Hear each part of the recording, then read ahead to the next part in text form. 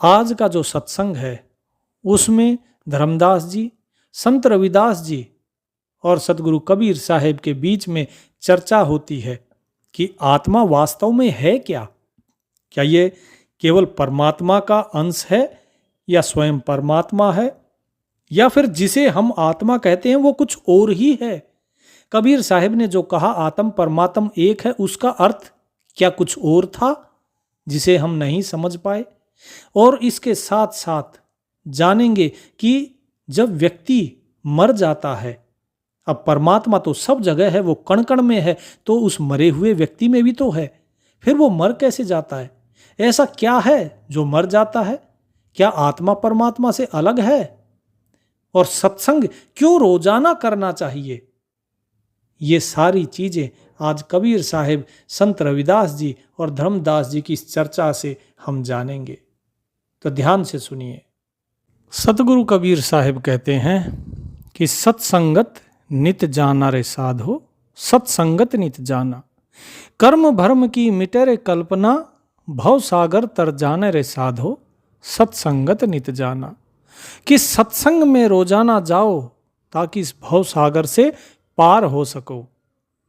संत कबीर साहेब जी और संत रविदास जी रोजाना भक्तों के साथ सत्संग करते थे, साथ में रहते और साथ में सत्संग करते। एक दिन रविदास जी ने पूछ लिया कि साहेब, हम रोजाना सत्संग करते हैं, इन भक्तों को रोजाना हम कुछ न कुछ प्रवचन देते हैं, यदि एक दिन अगर इनको प्रवचन ना दिया जाए तो क्या होगा? कबीर साहेब बोले कि भगत जी, अगर एक दिन व्यक्ति को भूखा रख दिया जाए तो क्या होगा? बोले जी, उसको भूख बहुत ज़्यादा लगेगी, उसको पेट में दर्द भी हो सकता है और हो सकता है पूरे दिन वो भूखा ना भी रह पाए। कोई ऐसा भी व्यक्ति हो जो भूखा ना रह पाए, जिसे आदत लग गई हो। कबीर साहब बोले, बस यही चीज़ है। जो सत्संग का प्रेमी है, सत्संग का भूखा है, वो हो सकता है ना रह पाए बिना सत्संग के। और अगर मान लो सत्संग एक दिन नहीं हुआ, हम रोजाना तो कुसंग में ही रहते हैं, इस संसार के चक्र में ही हम फंसे हुए हैं। कभी किसी बात को लेकर झगड़ते हैं, कभी किसी बात को। अगर ये सत्संग रूपी पानी और ज्ञान का साबुन ना हो तो ये दर्पण मैला हो जाएगा, जो मन रूपी दर्पण है प्रत्येक मनुष्य के अंदर। फिर अगले दिन जब सत्संग में आएंगे तो और भी इसके ऊपर मैल चढ़ा होगा, उसे धोने में और कष्ट होगा। इसीलिए व्यक्ति को रोजाना सत्संग के लिए जाना चाहिए। सत्संग जितना हो सके उतना करें। केवल भजन कर लेना, गाना बजाना, ये सत्संग नहीं है। जहाँ गाना बजाना हो और मन जहाँ ये कहे कि चलो नाचो, वो तो केवल मनोरंजन है। मन की ना सुनो, मन का रंजन जिसमें हो वो सत्संग नहीं होता। इस मन को जबरदस्ती लगाया जाता है इस सत्संग के अंदर। तो इसीलिए सत्संग तो रोजाना करना ही पड़ेगा। नहीं किया तो मंजिल से और दूर हो जाओगे। समय नज़दीक आता जा रहा है, काल सर पे खड़ा है, और यदि तुम रास्ते में रुक गए, अगर पीछे नहीं हटे और रुक भी गए तो भी एक दिन तुम्हारा व्यर्थ हो गया। इसीलिए सत्संग तो जरूरी है भगत जी, बिना सत्संग किए तो बात बनेगी नहीं।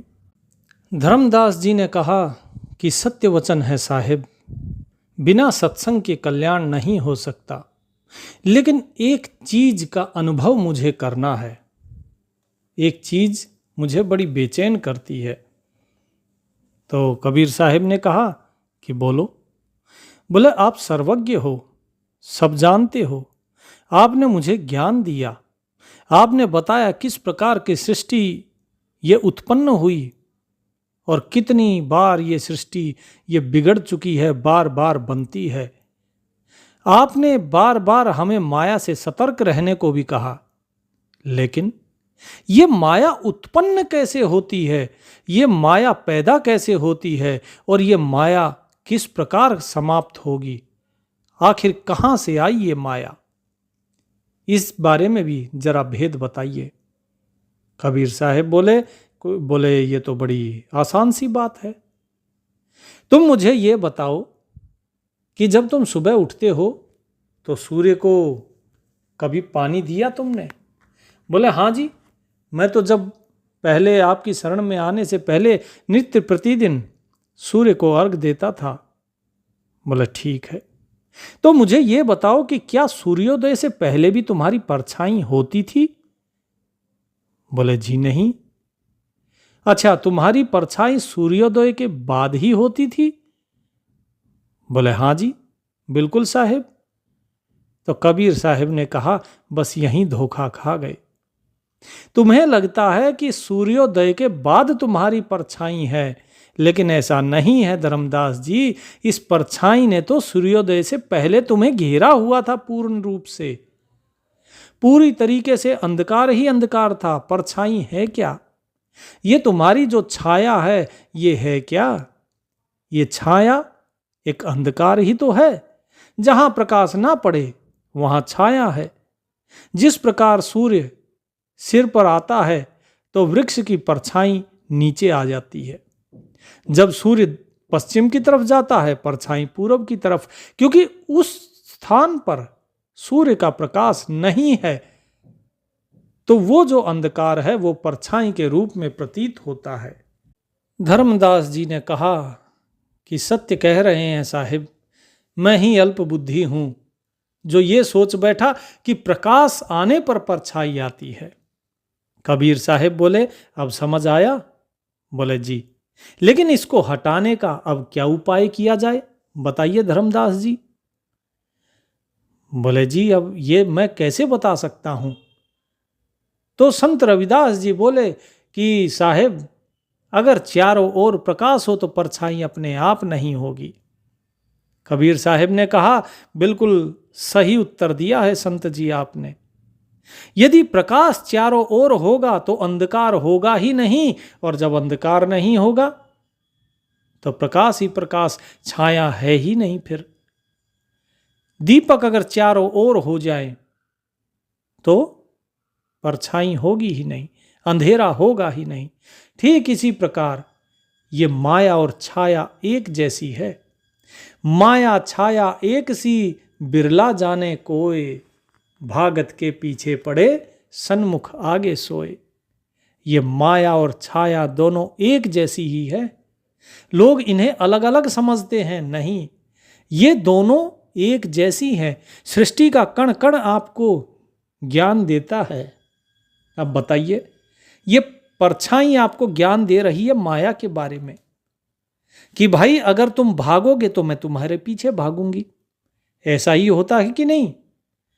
जब आप माया के पीछे भागते हो और सोचते हो मुझे धन मिल जाए, मुझे ये वस्तु मिल जाए, वो वस्तु मिल जाए, आप बड़े परेशान होते हो, लेकिन वो धन नहीं मिलता।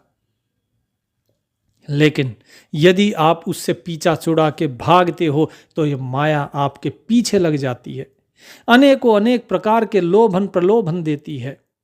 ये आपका पीछा नहीं छोड़ती, इसी प्रकार जैसे कि छाया आपका पीछा नहीं छोड़ती। लेकिन यदि अज्ञान का अंधकार बहुत ज्यादा हो जाए तो यह माया प्रबल, और अज्ञान अगर मिटना शुरू हो जाए, प्रकाश ज्यादा हो जाए, ज्ञान का प्रकाश बढ़ जाए, तो यह माया निर्बल हो जाती है। और यदि पूर्ण रूप से ज्ञान हो जाए, अर्थात जैसे आपके चारों ओर प्रकाश होने पर छाया खत्म हो जाती है, इसी प्रकार पूर्ण रूप से ज्ञान प्राप्त होने पर यह माया खत्म हो जाती है। तो यह माया पैदा होती है अज्ञान के कारण। अज्ञान के अंधकार को ही माया कहते हैं, और ज्ञान का प्रकाश होते ही ये लुप्त हो जाती है। कबीर साहब धर्मदास जी और संत रविदास जी के साथ टहलते टहलते नगर से बाहर की तरफ आ गए थे। वहां पर धर्मदास जी ने एक चिता जलती हुई देखी, तो उन्होंने पूछा, बोले साहेब, परमात्मा तो हर जगह है। बोले हाँ। आप कहते हो कि आत्मा परमात्मा तो एक ही है। बोले बिल्कुल सही बात है।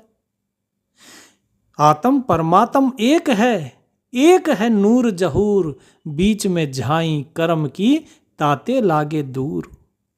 बीच में केवल कर्मों का पर्दा पड़ा हुआ है। जिस दिन ये कर्म का पर्दा हट जाएगा, उस दिन तुम्हें सामने के दर्पण में अपना प्रतिबिंब ही दिखाई देगा, कोई और नहीं दिखाई देगा। क्योंकि ये आत्मा और परमात्मा एक ही है, अलग नहीं है। ये उपाधि के भाव के कारण अलग अलग प्रतीत होते हैं। जो व्यक्ति इन उपाधियों से ऊपर चला जाता है, उसके लिए इन दो का कोई महत्व नहीं, केवल एक ही रह जाता है। और जिसके लिए उपाधि है, वो हमेशा द्वंद्व में रहता है। समझ लो वो मुक्त नहीं है। तो धर्मदास जी ने कहा कि साहेब फिर ये बताइए, अगर परमात्मा सब जगह है, हर एक के अंदर आत्मा रूप में वो विराजमान है, कोई स्थान कोई जर्रा उससे खाली नहीं है, वो सब में है और सब उसमें है। बोले बिल्कुल सही कहा। सब घट मेरे साइया, सूनी सेज न कोय, बलिहारी वा घट की जा घट प्रगट होए। वो परमात्मा घट घट में है, कण कण में है। बोले जी यदि वो कण कण में है तो लोग मर कैसे जाते हैं? शरीर तो वही होता है, फिर ऐसा क्या है कि लोग मर जाते हैं? आत्मा अर्थात वो परमात्मा भी हर जगह है, वो उस शरीर के अंदर भी तो है ना। कबीर साहिब ने कहा बिल्कुल सही कहा। जब शरीर मर जाता है तब भी परमात्मा है उस शरीर के अंदर, उससे अलग नहीं है। तो धर्मदास जी ने कहा कि साहेब यदि मरने के बाद भी परमात्मा उस शरीर में है तो वो ऐसी क्या चीज है जो छोड़कर चली गई? कबीर साहेब कहते हैं वो है आत्मा।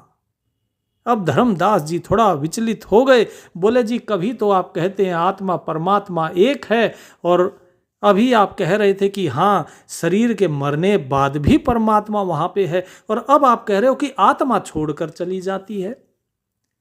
तो कबीर साहेब बोले कि आत्मा का अर्थ जो संसार सोचता है वो नहीं है। आत्मा का अर्थ होता है मैं स्वयं, अपना स्वयं का जो भाव है वो है आत्मा।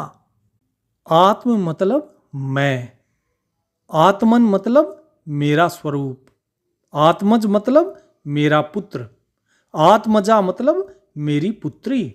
तो आत्मा कौन हुआ भला? मैं। तो मैं इस शरीर को छोड़ देता है। ये मैं कौन है? ये मैं है व्यक्ति का अंतःकरण, जिसके अंदर होता है मन, बुद्धि और अहंकार। ये तीनों का समावेश होकर बनता है अंतःकरण, और यही अंतःकरण ही होता है जो बार बार जन्म लेता है। ये मन, ये बुद्धि, ये अहंकार, इस मैं के कारण, इस अहम भाव के कारण ही तो इस सृष्टि का सृजन हुआ है। यही मैं तो है जो बंधन डालता है, यही मैं है जो बार बार जन्म लेता है, यही मैं है जो नाना शरीर धारण करता है। और इसके साथ है ये मन। ये मन वो चित्रगुप्त है जो इस मैं के साक्षात किए हुए कर्मों को जानता है और गुप्त रूप से किए हुए कर्मों को भी जानता है। क्या कोई और चित्रगुप्त है? तुम्हें लगता है कि कोई स्वर्ग में कोई बैठा हुआ चित्रगुप्त है? नहीं, ये मन ही वो चित्रगुप्त है वास्तव में, जो तुम्हारे चित्रित और गुप्त दोनों कर्मों को जानता है। ये तुम्हारे दोनों कर्मों का कर्म फल भी देने वाला काल ये मन ही है। ये मत सोचना कि ये कोई और है। जो बार बार मैं समझाता हूं काल तुम्हारे सर पे खड़ा है, वो काल तुम्हारा मन ही है, वही देख रहा है। ये काल ही देवी देवता भी है, यही काल वो महाकाल भी है, ये काल चित्रगुप्त भी है, ये काल सब कुछ है। और तुम्हारी बुद्धि है इस अंतःकरण का तीसरा हिस्सा, जिसमें के तुम्हारे संस्कार होते हैं। संस्कार अर्थात इस जन्म में तुम्हारा आचरण व्यवहार जो था, जिस प्रकार की तुम्हारी इच्छाएं थी, वही बनते हैं तुम्हारे अगले जन्म में संस्कार, और तुम्हारी बुद्धि वैसी ही होती है। इसीलिए बचपन में अगर जुड़वा बच्चे भी होते हैं, दोनों का एक जैसा लालन पालन होता है, फिर भी दोनों के स्वभाव में फर्क होता है, क्योंकि उनके अंतःकरण के अंदर जो बुद्धि है उसके संस्कार अलग अलग हैं। इसीलिए एक व्यक्ति तुमसे मिलता है बड़े प्रेम से और दूसरा तुमसे दूर भागता है। तुमने किसी का कुछ उठाया तो नहीं, तुमने किसी का कुछ अहित तो नहीं किया, लेकिन फिर भी एक व्यक्ति तुम्हें देखकर खुश होता है और दूसरा तुम्हें देखकर नाराज। तो इसका कारण है ये संस्कार, हमारा व्यवहार, हमारा सारा जो संसार के साथ लेन देन होता है। कोई क्रोधी है, कोई कामी है, कोई लोभी है, कोई भक्त है, कोई दास है, कोई अहंकारी है। ये सब कुछ हमारे इन संस्कारों के कारण है, जो पूर्व जन्म के संस्कार हैं। और जो हमारे प्रारब्ध कर्म है, इन सब कर्मों का लेखा जोखा हमारे मन के पास होता है। इसीलिए जो प्रारब्ध है उससे कोई नहीं बच सका, स्वयं अवतार भी नहीं। ये अंतःकरण ही है जो इस शरीर को छोड़कर दूसरा शरीर धारण करता है। इसीलिए इसे आत्मा कहा जाता है। आत्मा परमात्मा एक ही होते हैं। आपने जो मेरी वाणी मैंने कही उसको अगर ध्यान से सुनो, फिर समझ में आ जाएगा कि मैंने क्यों कहा आत्मा और परमात्मा एक है। मैंने कहा कि आत्मा और परमात्मा एक है। आत्मा मैं कहता हूं कि इस अंतःकरण को, जिसमें मन बुद्धि अहंकार हैं, ये और वो परमात्मा दोनों एक होते हैं। कब?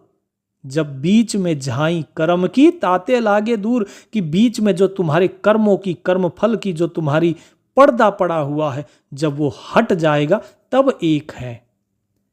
जब तक वो बीच में पर्दा है, जब तक अज्ञान है, तब तक वो अलग और तुम अलग हो।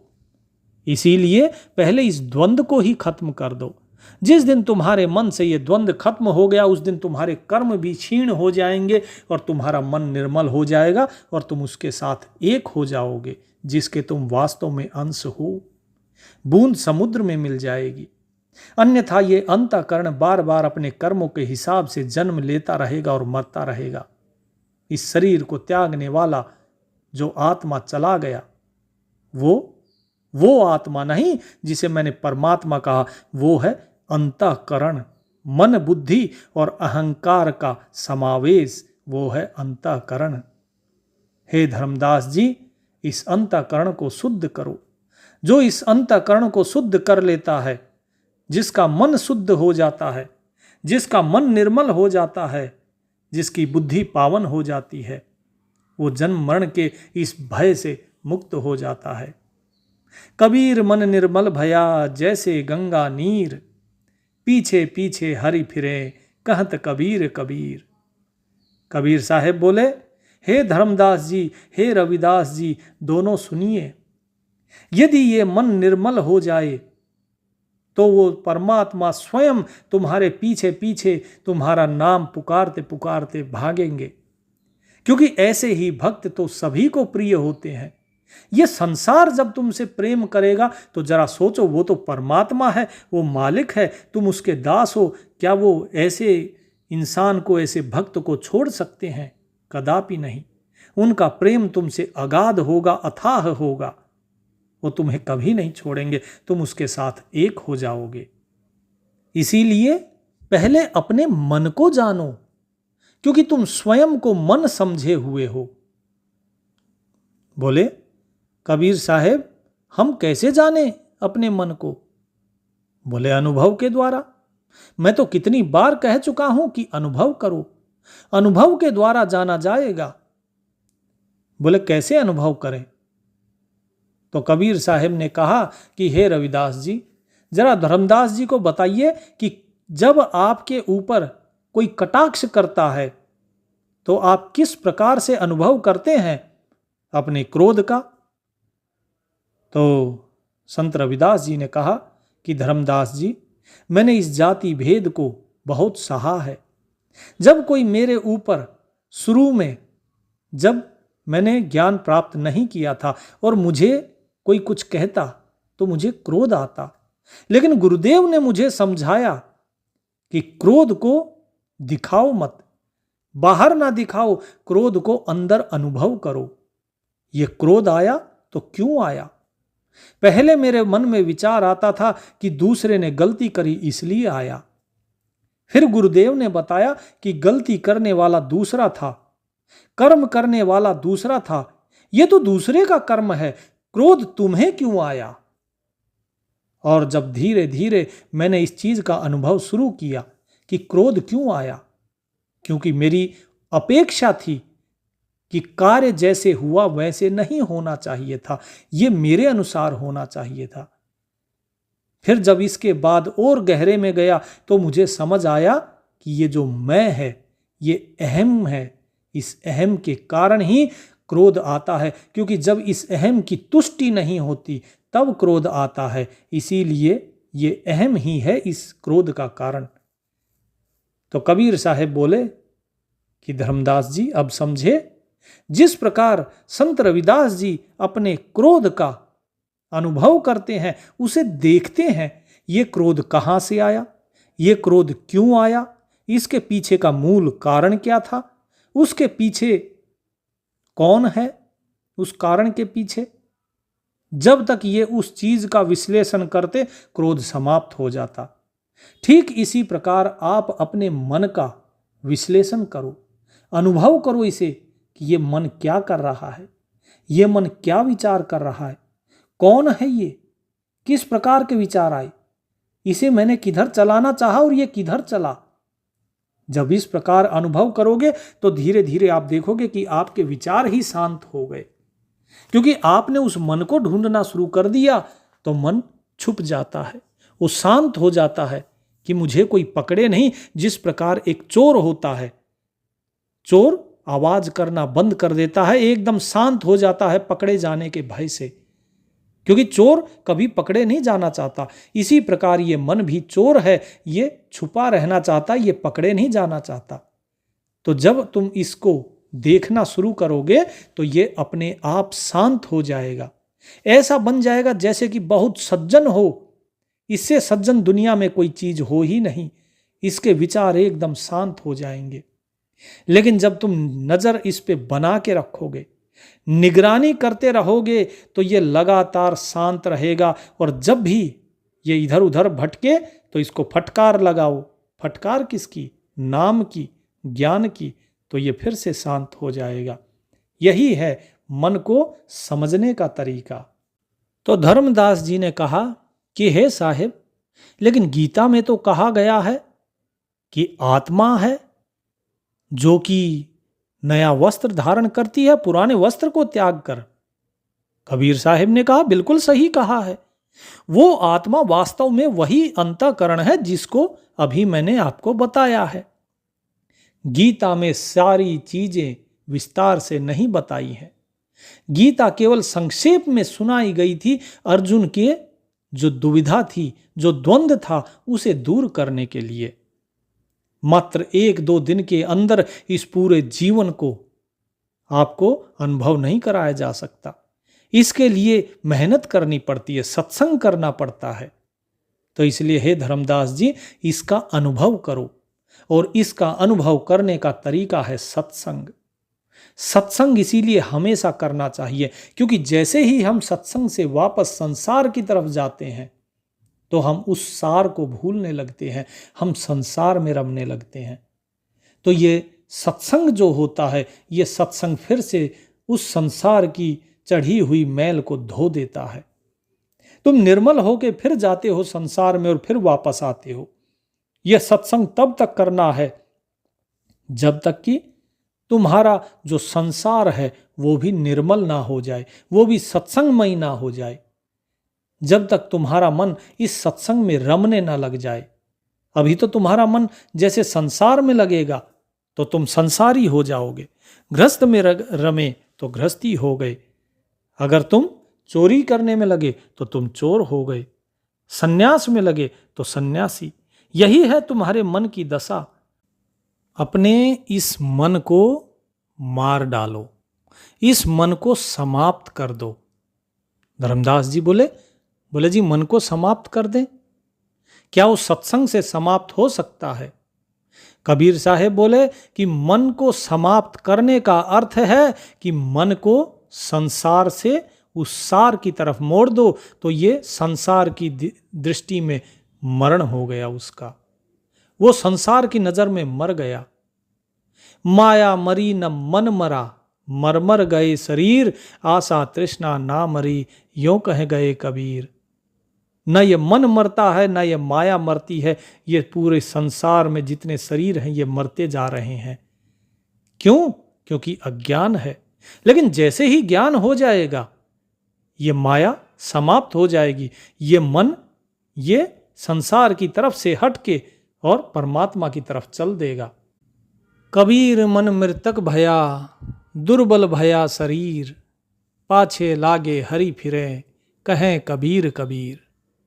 कि भाई तुम्हारा मन जब मृतक हो जाएगा, मर जाएगा, अर्थात इस संसार से जब हट जाएगा और तुम्हारा शरीर धीरे धीरे उस प्रभु के विरह में जब कमजोर हो जाएगा, तो वो परमात्मा स्वयं तुमसे, तुम्हारे पीछे पीछे भागेंगे तुमसे मिलने के लिए, तुम्हारा नाम पुकारते पुकारते।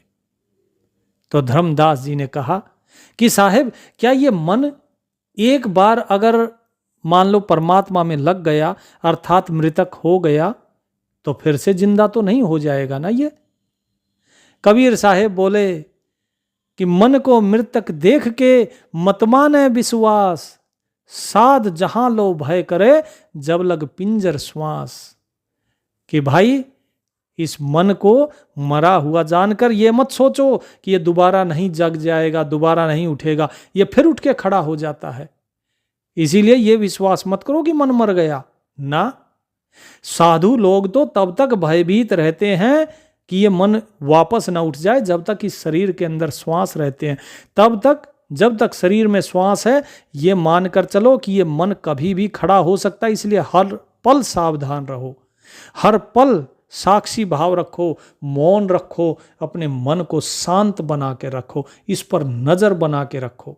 जब इसको नजरों के सामने रखोगे, मन को इसका अनुभव करते रहोगे, ये तभी तक शांत है। तो धर्मदास जी ने पूछा, बोले साहेब यदि ये मान लो नहीं हो पाया तो?